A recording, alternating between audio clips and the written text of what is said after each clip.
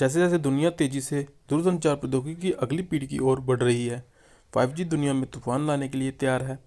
इस आसान बदलाव से पहले दुनिया भर के दूरसंचार वाहक वर्तमान में अपने 5G नेटवर्क का परीक्षण और प्रशिक्षोध कर रहे हैं।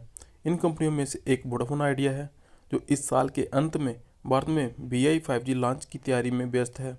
इस वीडियो में हम अब तक का सब कुछ महत्वपूर्ण VI 5G संबंधित विकासों का एक नज़र डलाएंगे। दोस्तों, स्वागत है आपका YouTube चैनल पे।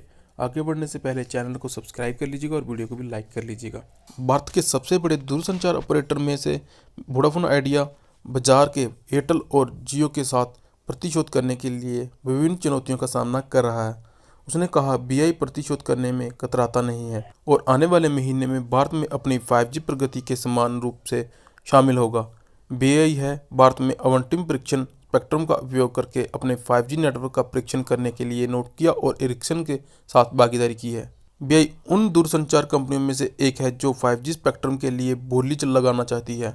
यह कोई रहस्य नहीं है कि भारत एक ऐसा देश है जो अपने दूरसंचार से प्यार करता है, और जब नवीनतम और महानतम की तकनीक की बात आती है तो VI के बेहतर कोई नहीं है।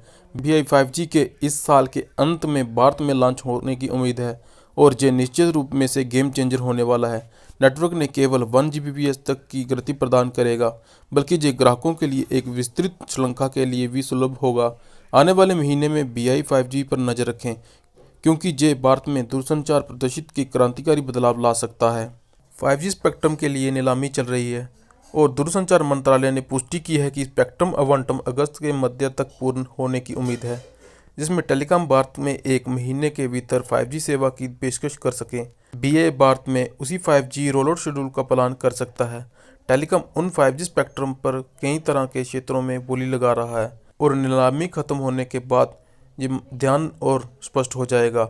हालांकि दूरसंचार विभाग पुष्टि की है कि 5G सेवाएं दिल्ली, बेंगलुरु, गुड़गांव, चंडीगढ़, कोलकाता सहित 13 शहरों में उपलब्ध होगी। VI पिछले 1 साल में 5G नेटवर्क ट्रायल पर काम कर रहा है और ज़्यादातर टेलीकॉम कंपनियों ने उत्साहजनक नतीजे दिखाए हैं। पिछले सितंबर में VI ने पुणे में 3.7 Gbps तक की चरम 5G गति तक पहुंचाने का दावा किया था और नवंबर में दूरसंचार कंपनी ओस्ता में पहुंच गई थी।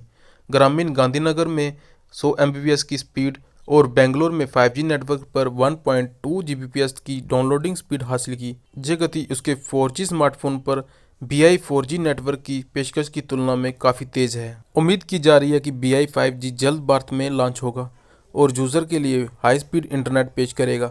VI 5G के उपयोग के लिए एक स्पेक्ट्रम आवंटन किया गया है, जिसके परिणाम स्वरूप वर्तमान वायरलेस तकनीक की तुलना में बेहतर सेवा गुणवत्ता होना चाहिए। परीक्षण की योजना बनाई गई है ताकि ग्राहक पहले VI 5G को लाभों का अनुभव कर सकें। जब नई तकनीकी का उपयोग करने के बाद आती है तो स्पेक्ट्रम मायने रखता है और विशेष रूप से VI 5G के साथ सच है। भारत सरकार द्वारा हाल ही में एक नीलामी में वोडाफोन आइडिया को 3300 मेगाहर्ट्ज और 2600 गीगाहर्ट्ज के 5G बैंड में स्पेक्ट्रम हासिल करने की अनुमति दी गई, जिससे उसके ग्राहकों को 5G इंटरनेट की गति प्रदान की गई।